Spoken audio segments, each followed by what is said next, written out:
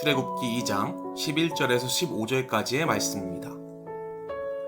모세가 장성한 후에 한 번은 자기 형제들에게 나가서 그들이 고되게 노동하는 것을 보더니 어떤 애굽 사람이 한 히브리 사람 곧 자기 형제를 치는 것을 본지라. 좌우를 살펴 사람이 없음을 보고 그 애굽 사람을 쳐 죽여 모래 속에 감추니라. 이튿날 다시 나가니 두 히브리 사람이 서로 싸우는지라. 그 잘못한 사람에게 이르되 내가 어찌하여 동포를 치느냐 하매 그가 이르되 누가 너를 우리를 다스리는 자와 재판관으로 삼았느냐. 내가 애굽 사람을 죽인 것처럼 나도 죽이려느냐. 모세가 두려하여 이르되 일이 탈로 되었도다. 바로가 이 일을 듣고 모세를 죽이고자 하여 찾는지라. 모세가 바로의 낯을 피하여 미디안 땅에 머물며 하루는 우물 곁에 앉았더라.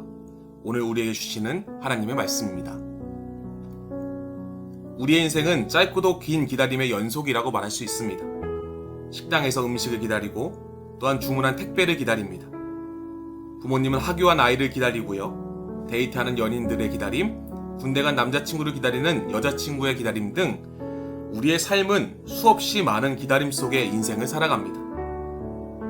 여러분은 어떤 것을 기다리고 계신가요? 분명한 것은 기다림의 끝이 정해져 있고 내가 좋아하는 것을 기다릴 때 그것은 행복한 기다림일 것입니다.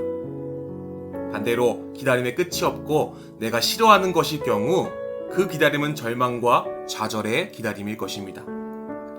또한 가장 최악의 상황은 지금의 고난이 기다림인 줄도 모르고 절망과 좌절 속에서 눈물을 흘리는 자이며 가장 최고의 상황은 절망과 좌절 속에서 앞이 보이지 않는 자에게 기회를 주어 그 고난과 절망이 기다림이었음을 알게 되었을 때일 것입니다. 오늘 본문에 나오는 모세의 인생도 그러합니다.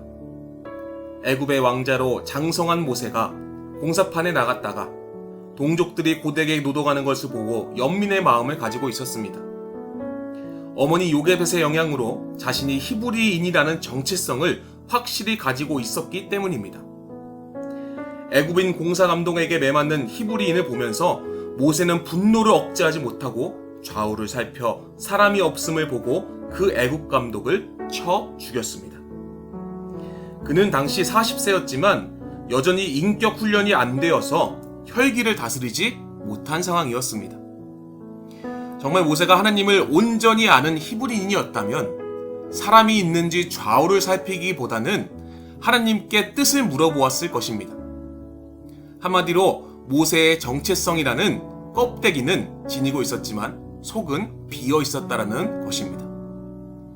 모세는 그 살인행위가 완전 범죄가 될 줄 알았습니다.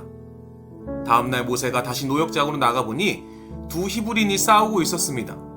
그때 모세는 잘못한 사람에게 훈계했습니다.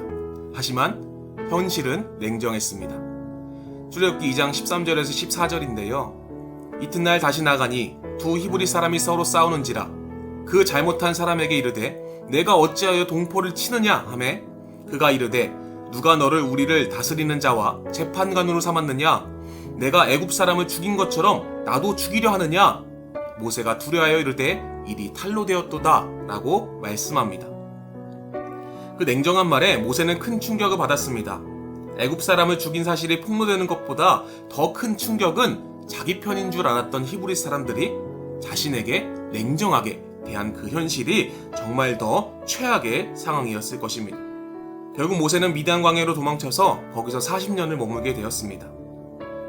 40년간은 애굽의 왕자로서 모든 부귀와 영화를 다 누리다 이제는 도망자 신세가 되어 광야에 내쫓기게 된 것입니다. 모세는 가장 최악의 상황에 직면하게 된 것입니다. 지금의 고난이 기다림인 줄도 모르고 절망의 상황 속에서 좌절하는 상황, 이것이 지금 모세의 상황이었습니다. 이러한 비통한 심정을 담아 자신의 아들의 이름을 짓게 됐는데요.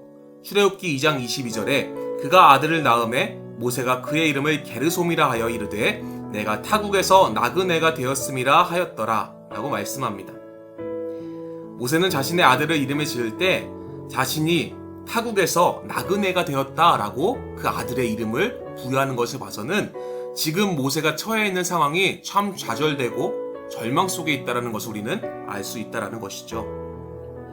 하지만 인간의 모든 삶을 주관하시는 하나님께서는 모세의 40년 광야 생활, 고난과 인고의 시간이 결코 앞이 보이지 않는 기한이 없는 상황이 아닌 그것이 하나님 자신의 뜻이었고 기다림이었음을 모세에게 가르쳐 드러내십니다. 그리고 모세는 40년 동안 위대한 민족의 지도자로서 쓰임을 받게 되는 것을 우리는 잘 알 수 있죠. 사랑하는 여러분, 지금 많이 힘들고 괴로우십니까? 또한 절망과 고통 속에 앞이 보이지 않아 눈물밖에 나오지 않는 상황이십니까? 그렇다면 우리의 모든 삶을 주관하시고 인도하시는 하나님을 바라보시길 소원합니다. 하나님께 간절한 마음으로 나아가시길 소원합니다. 그로 인해 지금의 고난과 아픔이 하나님께서 계획하신 끝이 있는 기다림임을 깨닫고 새 힘을 얻어 모세와 같이 하나님께 귀하게 쓰임받는 인생이 되시기를 예수님의 이름으로 간절히 축원합니다. 오늘 하루 이 말씀을 붙잡고 살아가실 때에 하나님을 바라보시고 간절한 마음으로 결단하는 우리 사랑하는 성도님 되시기를 예수 그리스도의 이름으로 간절히 축원합니다.